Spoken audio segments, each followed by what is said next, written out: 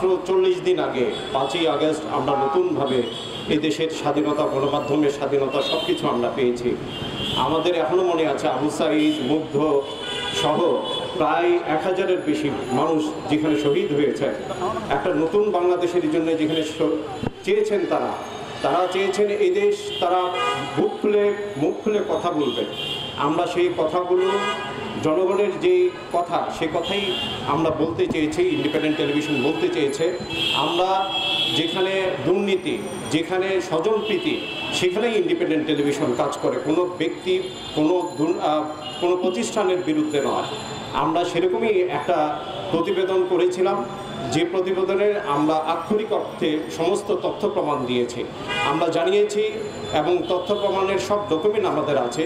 আমরা জার্নালিজমের যত ইথিক্স আছে সব ইথিক্স মেনটেন করে আমরা এই রিপোর্ট করেছি। এরপরও এই ধরনের মামলা এই সময়ে, এটা তো আর আগের সময় না, এই সময়ে এই ধরনের মামলা খুবই নিন্দনীয়। আমরা এর প্রতিবাদ জানাচ্ছি। আমরা চাই যে এই ধরনের ঘটনা যেন আর সামনে না হয়।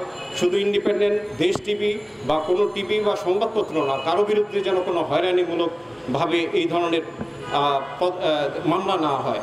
আমি এখানে একটা কথা বলেই শেষ করব, সেটা হচ্ছে যে জার্নালিজমের বা কোনো রিপোর্টের ব্যাপারে কারো কোনো আপত্তি থাকতেই পারে।